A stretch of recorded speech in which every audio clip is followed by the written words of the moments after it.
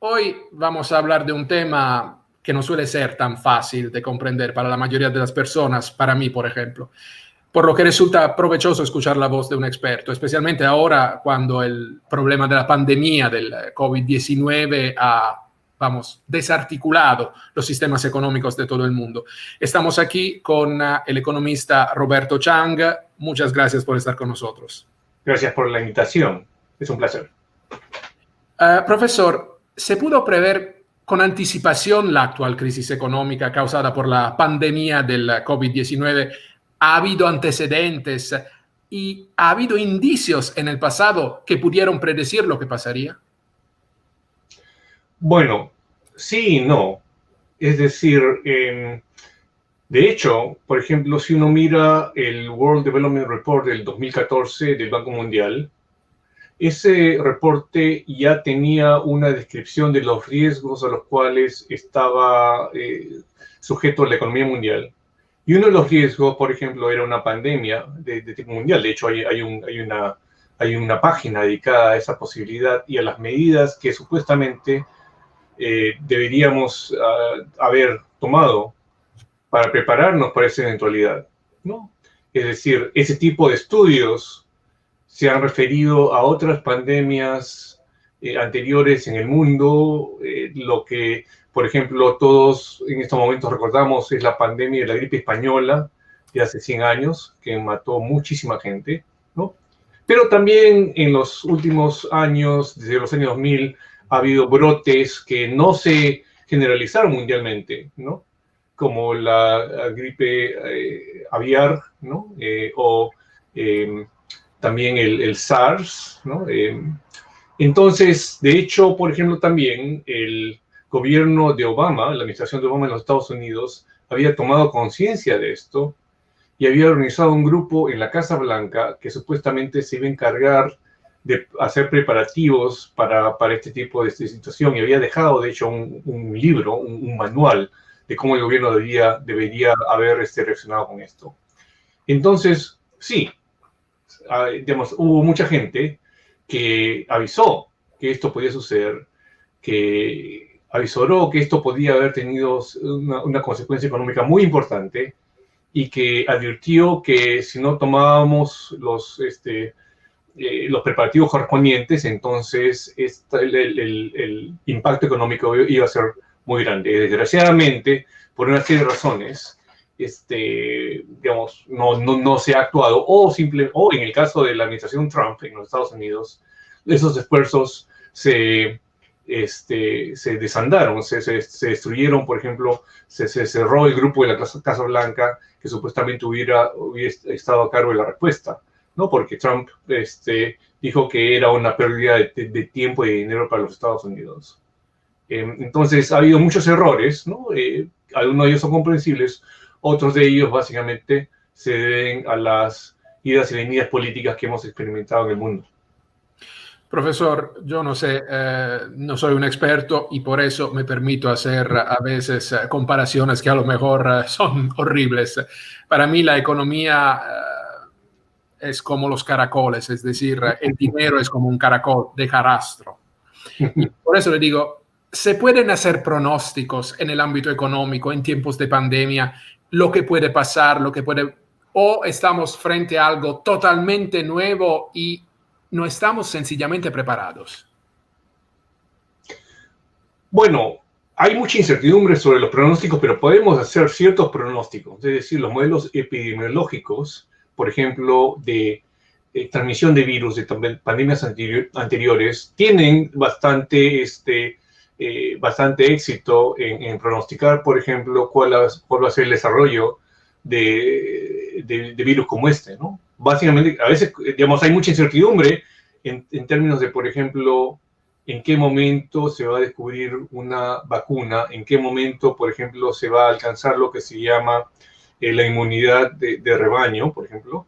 Pero no estamos hablando de 5 o 10 años, estamos hablando de una incertidumbre que va a durar un año, quizás meses a un año o un par de años a lo máximo. Me parece que la posibilidad de que esto se extienda más allá de 2 años es mínima, ¿no? Inclusive yo creo que ese es un escenario pesimista.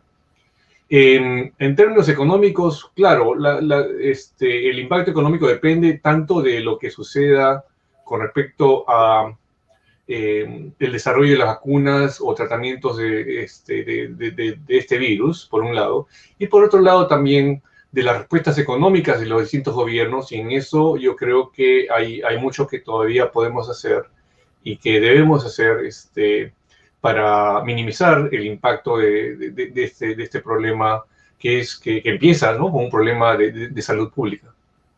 Profesor, antes las guerras se hacían con las armas, con las bombas. Sigue así en algunas partes, en algunas regiones del mundo, pero sobre todo se hace la guerra con la economía. Usted ha visto, por ejemplo, la situación en Europa, donde, por ejemplo, el gobierno chino ha invertido muchísimo en Grecia, está intentando trabajar muy estrechamente con Italia. ¿Puede efectivamente haber una nueva geopolítica económica después de esta pandemia? ¿Y cuál es su lectura? Bueno, eso es muy difícil decir en estos momentos. Creo que la respuesta en general es sí, ¿no? Es decir, puede realinearse el mundo en torno a distintos centros de poder mundiales, ¿no? Estados Unidos, Europa, Rusia y China probablemente serían los candidatos obvios. Sin embargo, es muy difícil decir qué cosa va a suceder, en parte porque la pandemia misma está llevando por ejemplo, a que se cierren las fronteras, a que se cierren probablemente líneas comerciales, ¿no?, cadenas de producción, etcétera, etcétera. Y es muy difícil ver, para mí por lo menos, cómo se va a realinear todo este tipo de aparato de producción mundial, ¿no? Entonces, por ejemplo, en términos más concretos, yo trabajo mucho con Latinoamérica y en el Perú me dicen, bueno, que yo solía tener importaciones de algunas partes o algunos productos, por ejemplo, de la China, y ahora ya no lo puedo hacer, entonces, ¿de dónde los puedo sacar? Pero tampoco los puedo importar de la región, porque, digamos, la frontera del Perú está cerrada no solamente con respecto a los países asiáticos, pero más importantemente con respecto, por ejemplo, al Brasil, ¿no? O a Venezuela. Entonces, no podemos estar pensando, bueno, ¿con quién vamos a poder comerciar? ¿Con quién no vamos a poder comerciar? Etcétera, que es un problema tanto de salud pública como económico y político, ¿no? Es todavía bastante incierto.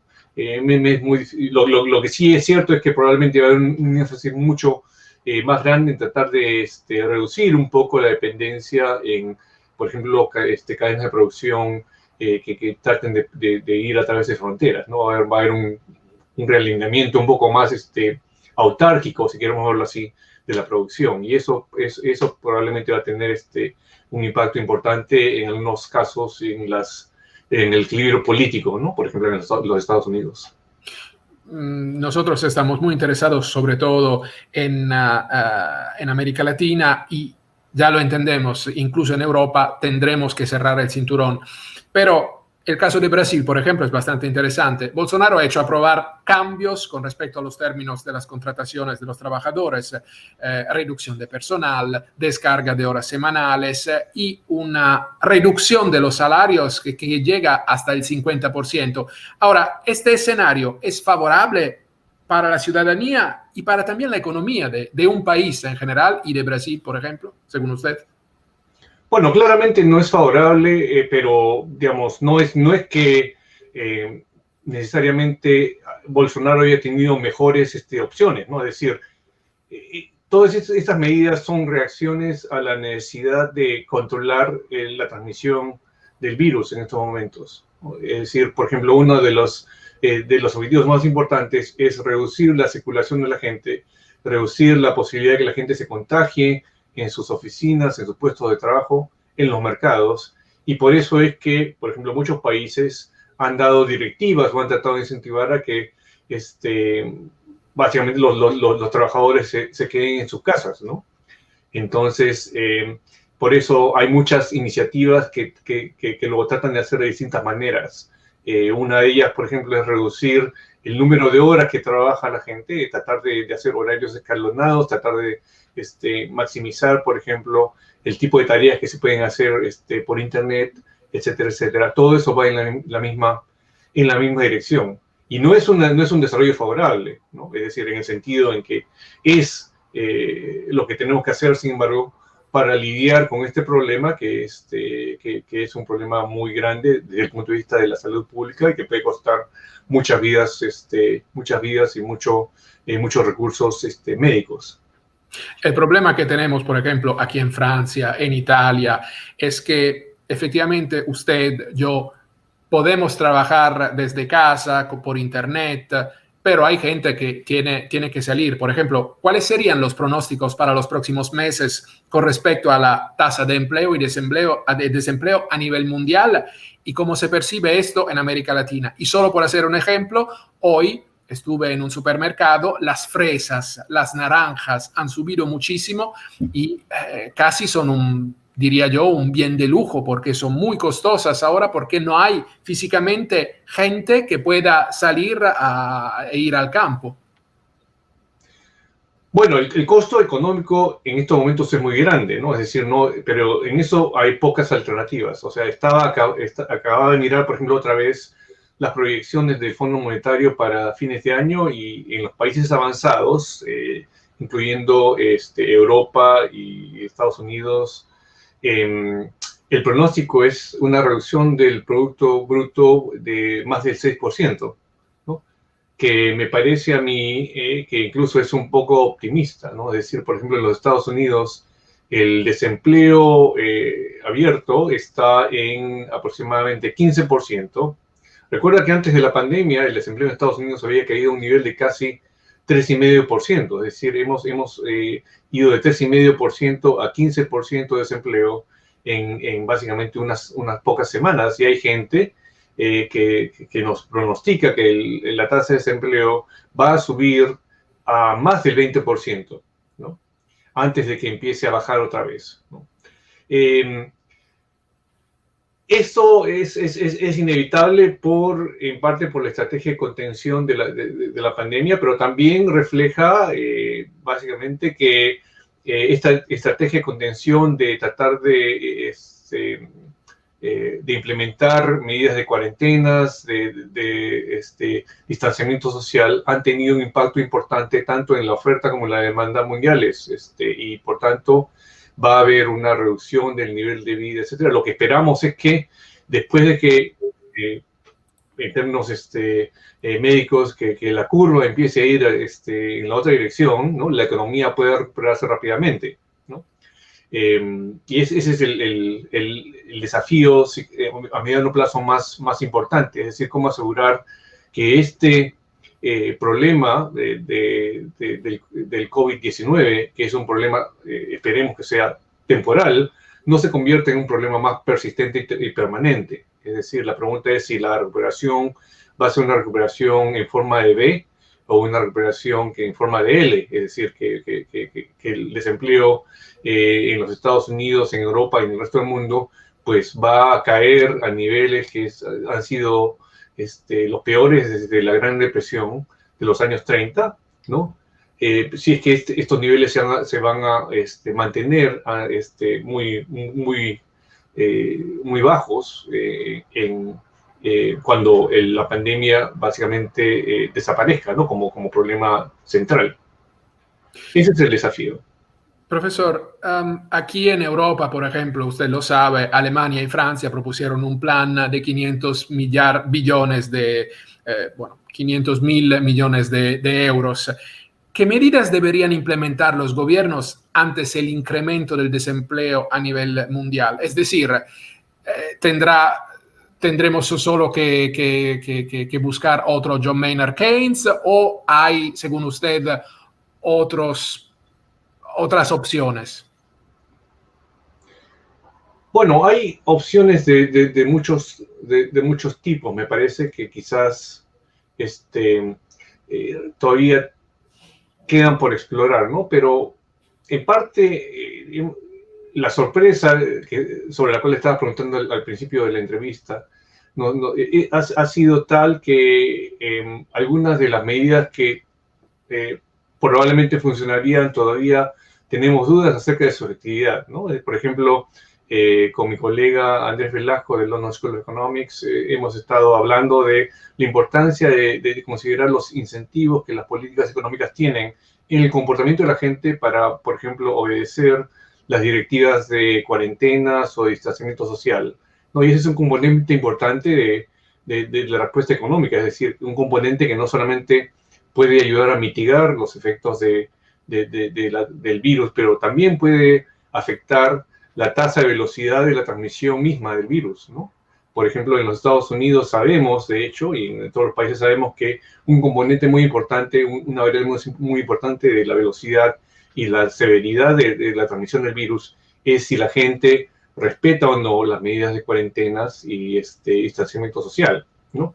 Y esas son decisiones económicas que pueden ser influenciadas por medidas que a veces ni siquiera pensamos que tienen esos efectos de incentivo, ¿no? Por ejemplo, en los Estados Unidos, el caso más importante ha sido efectivamente que la respuesta aquí ha incluido una expansión grande del seguro del desempleo, ¿no?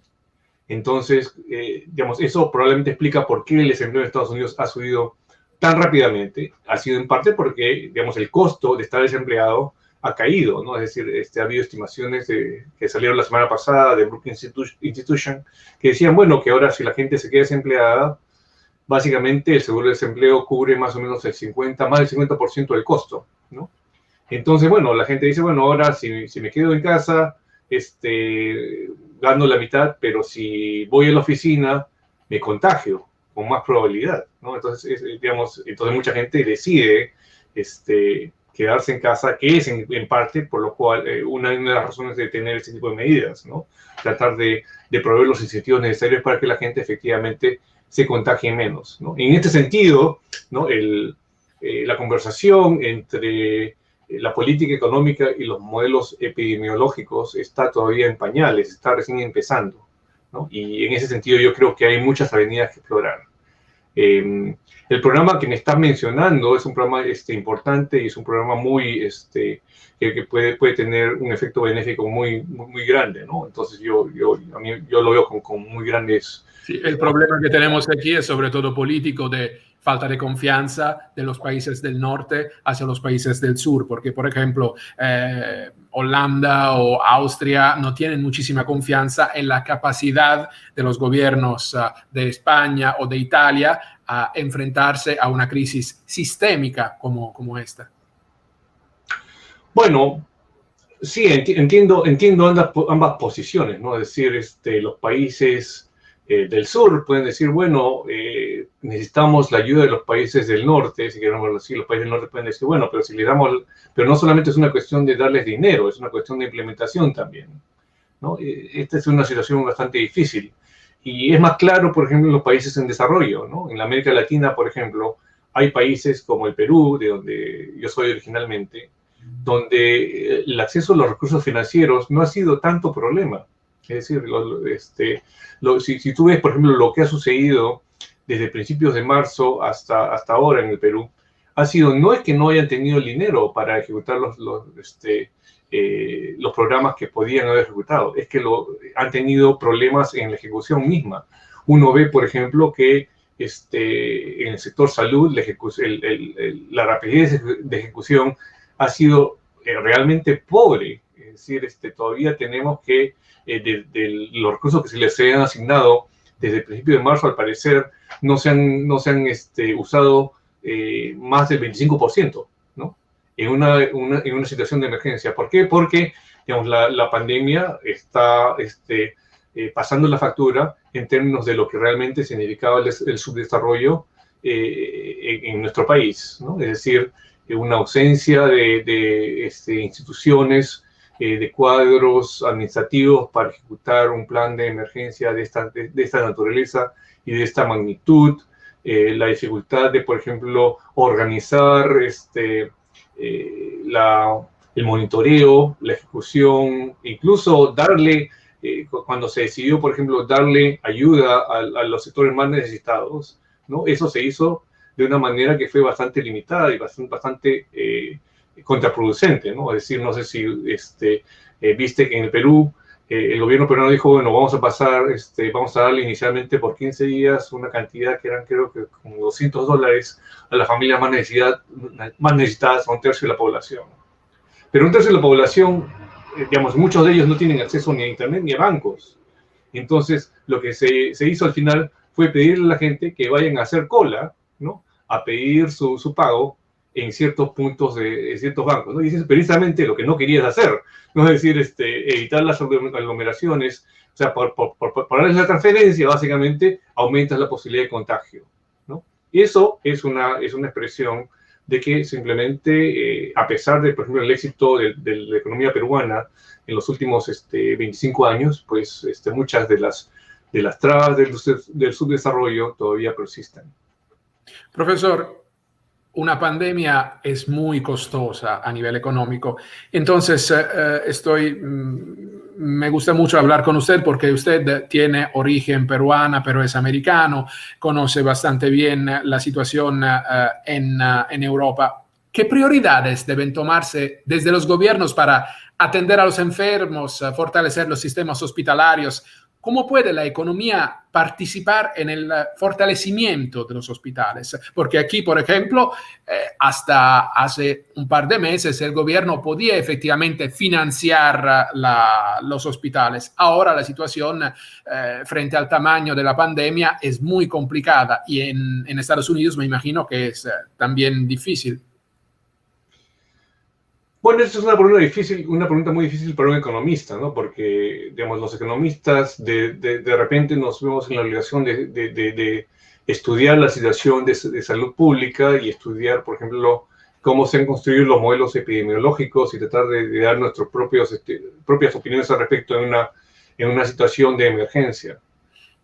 Mi impresión muy rápidamente es que hay bastante heterogeneidad entre los países incluso avanzados en términos de cuáles deben ser las grandes prioridades, ¿no? Es decir, para empezar, como tú sugieres, la prioridad número uno para todos los países va a ser controlar esta situación de virus y tratar de minimizar el costo humano, ¿no? El costo en términos de vidas. Entonces, pero habiendo dicho esto, hay diferencias entre los países en términos de, por ejemplo, los sistemas de seguros médicos. Por ejemplo, en los Estados Unidos el seguro médico, la cobertura no es universal. Por ejemplo, hay mucha gente que no tiene acceso a seguros. Entonces, por ahí empezamos con una gran diferencia con respecto a los países europeos donde la cobertura es universal, ¿no? Es decir,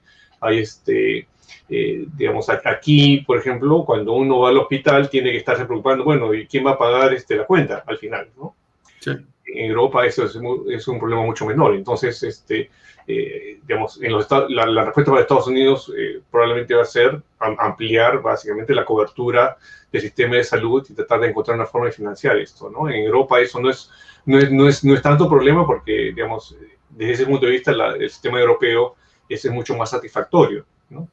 Pero por otro lado, como tú dices, la pregunta del sistema europeo es, bueno, ¿qué cosas podemos hacer para mejorar en estos momentos la respuesta de los hospitales, etcétera? Mi impresión es tratar de aumentar la capacidad por ejemplo, de información y de encontrar algún tipo de test, ¿no? Tanto para detectar quienes tienen anticuerpos y para detectar quienes han tenido la enfermedad, ¿no? Y tratar de identificar, por ejemplo, quiénes son más o menos vulnerables a este problema y tratar de actuar de esa manera, ¿no? Es decir, en la medida en que podamos obtener más información y actuar con respuestas más inteligentes, en cierto sentido, que puedan enfocar un poco más los recursos hacia las poblaciones más vulnerables, entonces yo creo que podemos diseñar una estrategia más efectiva, ¿no? Una de las características interesantes e importantes de este problema ha sido, como todo el mundo ahora lo sabe, que es mucho más letal para la gente mayor, ¿no? Que para gente más joven, ¿no? Entonces, dependiendo de, por ejemplo, la composición de la población uno tendría que pensar, bueno, las respuestas deben ser diferentes, ¿no? Es decir, en Europa, por ejemplo, hay mucha más, una proporción mucho más grande de gente está sobre los 60 años y sobre los 70 años que en países como América Latina, donde la gran parte de la población es joven, ¿no? Entonces, las respuestas desde ese punto de vista deberían ser diferentes. Ahora, claro, tenemos la restricción de que los tests todavía son al parecer, son muy imperfectos y bastante primitivos, ¿no? Ahora, Claro. profesor, solo para decirle, porque hay gente también que nos escucha en América Latina, en Europa, en Italia sobre todo, uno de los problemas ahora es que no hay cupos, no hay camas para los enfermos y muchos médicos ya están diciendo en los medios de comunicación que tienen que elegir entre un anciano y un joven, y normalmente entre un anciano y un joven intentan salvar al joven porque el anciano a lo mejor tiene 70, 75 años. Es horrible, es algo que no se tendría que hacer, pero es frente al tamaño de la pandemia, ellos también tienen muchísimos problemas. Entonces también Europa, como un Eden, donde efectivamente todo el mundo puede ir a un hospital, ya casi no existe, podría decir. Uh-huh. Bueno, esa es una pregunta muy difícil desde el punto de vista ético que me hacen, ¿no? Es decir, yo tengo una buena respuesta, pero creo que nadie la tiene en estos momentos. No es una pregunta que sea nueva en cierto sentido, ¿no? Es decir, este tipo de preguntas aparece todo el tiempo en las discusiones, por ejemplo, de cómo utilizar órganos, ¿no? Para trasplantes, es decir, ha habido en las discusiones filosóficas y éticas sobre el problema, la pregunta, bueno, si tienes un corazón, ¿no? Y hay escasez de corazones, ¿a quién se lo das? ¿No? Entonces, no es una discusión en la cual un economista tenga mucho que decir, me temo. No, era solo para decirle también, pero, afortunadamente, sí. Es un terremoto en Europa también y yo nunca habría pensado, por ejemplo, que ciudades muy desarrolladas como Milán, que es el verdadero corazón económico de Italia, podría tener un problema como esto con los hospitales que literalmente no tienen camas para los enfermos. Era esto que quería decir. Otra pregunta que me gustaría hacerle es, ¿cómo se puede ayudar, por ejemplo, a las pequeñas y medianas empresas? Porque los grandes grupos más o menos tienen o tendrían que tener las armas para defenderse frente a una crisis como esta. ¿Y las pequeñas y medianas empresas qué hacen? ¿Qué tendría que hacer el gobierno o los gobiernos?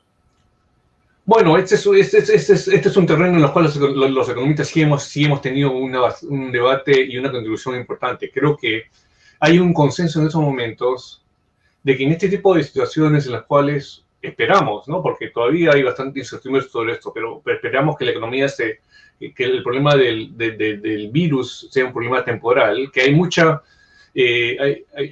costo en, por ejemplo, dejar que se pierdan empleos, que se pierdan puestos de trabajo, y en estos momentos, pues, digamos, una de las prioridades debe ser darles financiamiento, por ejemplo, a las empresas para superar este problema transitorio. Esto ha tomado forma en distintas maneras, ¿no? Por ejemplo, hay países que han tomado una parte de la planilla de las empresas para que la planilla básicamente sea pagada por el gobierno, ¿no? En vez de las empresas, por lo menos temporalmente, ¿no? En otros países el énfasis ha sido darle crédito, ¿no? A las empresas, ¿no? Créditos baratos, fáciles, para que las empresas puedan pagar a sus trabajadores, incluso si los trabajadores no están trabajando, ¿no? Digamos, la justificación es que, bueno, esto es un problema temporal, ¿no? Y que el problema de las empresas que ellas tienen en esos momentos es superar este bache, este problema temporal, ¿no? Y para eso necesitan que alguien les preste el dinero, o en algunos casos que el gobierno simplemente les transfiere el dinero, ¿no? Por ejemplo, en algunos programas, ¿no? Estos créditos se convierten en grants, en transferencias directas, si es que las empresas se comprometen a no despedir a los trabajadores, ¿no? Entonces, esa es una dimensión, una forma en la cual yo creo que los gobiernos han respondido en gran medida, en forma correcta, ¿no? Habiendo dicho eso, ¿no? Una de las preguntas importantes va a ser, bueno, si este problema efectivamente termina siendo temporal o más permanente que el que estamos asumiendo, ¿no? Entonces, ese es un problema un poco más complicado desde el punto de vista de la respuesta económica. Profesor, lo que es impresionante, me parece, para un periodista, sobre todo de esta pandemia, es que nos mete frente a una nueva noción de responsabilidad. Es decir, ahora los ciudadanos tienen que responsabilizarse y no salir fuera, no ir de copas, no hacer fiestas, quedarse en casa si es posible. Los gobiernos tienen que ayudar la economía. ¿Qué tienen que hacer los bancos, según usted? ¿O qué tendrían que hacer? Los bancos. Los bancos. Sí.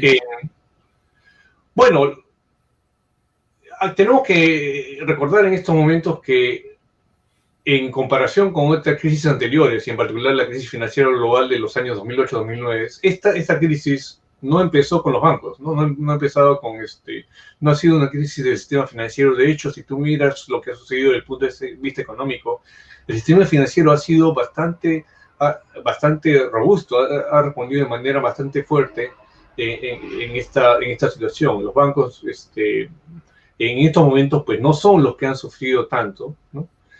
Comparados con otros sectores de la economía, ¿no? Entonces, en estos momentos yo creo que los bancos deberían, si queremos verlo así en términos de responsabilidad social, los bancos deberían tratar de ayudar a las medidas, a que los gobiernos traten de implementen las medidas necesarias para contener la pandemia y mitigar sus costos, ¿no? Por ejemplo, como dije, muchos gobiernos han respondido tratando de dar créditos, por ejemplo, créditos blandos o créditos fáciles a las empresas pequeñas y medianas. Bueno, los bancos pueden ayudar en esto, en tratar de canalizar los recursos que los gobiernos les están tratando de distribuir, ¿no? Porque los bancos ya han identificado, por ejemplo, cuáles son las empresas que necesitan más, cuáles son las empresas que necesitan menos, qué empresas, por ejemplo, estaban ya en problemas antes de la pandemia, qué empresas están en problemas, por qué. O sea, los bancos tienen toda esta información que pueden pueden usar para coordinar la respuesta del gobierno, implementar los programas de ayuda a los sectores más necesitados. En ese sentido, los bancos tienen un rol importante que jugar, ¿no? Y después, claro, también ellos podrían tratar de minimizar, ¿no? las tensiones dentro del sistema. Por ejemplo, la semana pasada el Fondo Monetario sugirió que los bancos deberían abstenerse de pagar dividendos, por ejemplo, por un tiempo, ¿no? Hasta que la situación se estabilice. Y yo creo que eso sería una buena medida. No es que los bancos tengan que estar, ni muchas empresas grandes, dicho de paso, tengan que estar en estos momentos distribuyendo dividendos. Es una mala señal desde el punto de vista de solidaridad social, por un lado, y por otro lado también creo que preservar los ahorros financieros y el capital de estas empresas o los bancos, pues puede ser útil, sobre todo si la situación se extiende más de lo que esperamos. Profesor, aprovecho porque tenemos muchísimas personas que nos siguen, que son sobre todo venezolanas, para preguntarle qué opina usted. ¿Esta pandemia está fortaleciendo, por ejemplo, los sistemas o los regímenes, como por ejemplo el régimen venezolano, o puede ser un riesgo para un presidente como Nicolás Maduro, según usted? Y otra pregunta que tendría es también, ¿cómo es posible que bajo estas condiciones económicas un sistema como el bolivariano de Nicolás Maduro siga ahí y no se haya todavía caído, no se haya derrumbado? Bueno, no tengo una buena respuesta a la segunda pregunta, te diré la verdad, así que empecemos con eso, ¿no? Es decir, la pregunta, deberíamos empezar con la pregunta, bueno, ¿cómo es que este gobierno de Maduro ha sobrevivido a todos los problemas que ha tenido en los últimos años, ¿no? Es decir, los problemas no empezaron con la pandemia, es decir, los problemas de Maduro han empezado desde que básicamente tomó el gobierno. La pregunta primera de si la pandemia va a fortalecer o no, o va a perjudicar a los regímenes populistas, etcétera.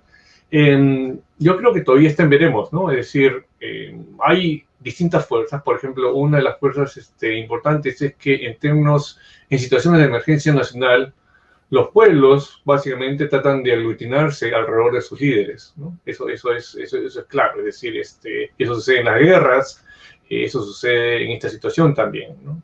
Pero por otro lado, si los gobiernos populistas no tienen éxito en contener el impacto de las pandemias, entonces van a perder mucho terreno, ¿no? mucha popularidad. Entonces, me parece que en ciertos casos, como en el caso de Bolsonaro, como en el caso de Trump, etcétera, la respuesta de estos gobiernos ha sido una respuesta básicamente pobre, ¿no? Poco efectiva, y eso les va a costar electoralmente. Electoralmente, por ejemplo, ya le ha costado a Trump en los Estados Unidos, eso es claro. Y una pregunta me gustaría hacer también sobre el petróleo, sobre el crudo.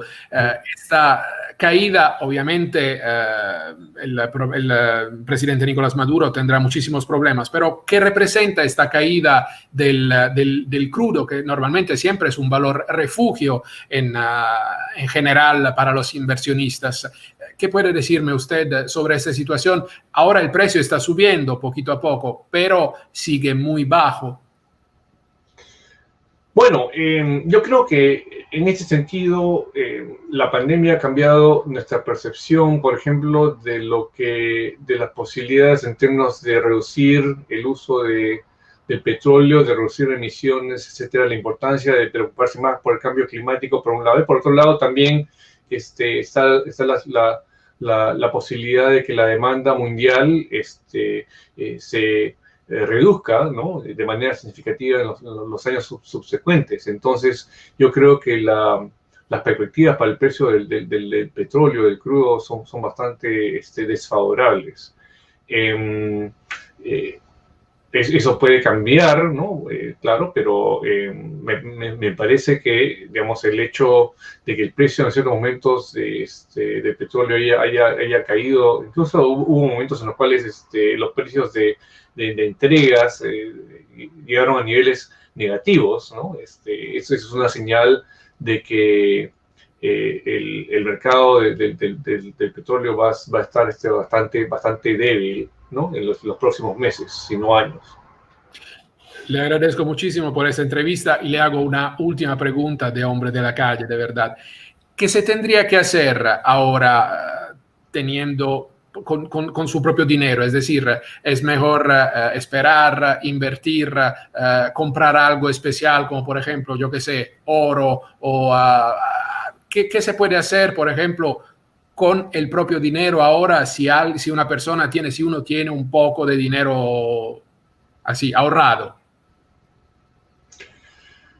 Bueno, yo soy un creyente en el valor de las economías y en los precios de los activos en el largo plazo. Es decir, digamos, no es un momento para entrar en pánico, ¿no? Y, digamos, si hubieras tenido cierta clarividencia y te hubieras podido proteger, ¿no? El año pasado quizás lo deberías haber hecho, pero ahora, por ejemplo, me parece que es demasiado tarde para cambiar un poco tus preferencias. Yo soy optimista en el mediano plazo. Yo creo que, por ejemplo, seguir invirtiendo en distintas economías fuertes, por ejemplo, en los Estados Unidos, la economía básicamente sigue siendo bastante exitosa, bastante fuerte, ¿no? Yo creo que yo personalmente voy a mantener mis pocos ahorros en stocks, ¿no? Tanto en los Estados Unidos como en las economías mundiales. Yo creo que este problema va a pasar y en esos momentos los valores se van a recuperar.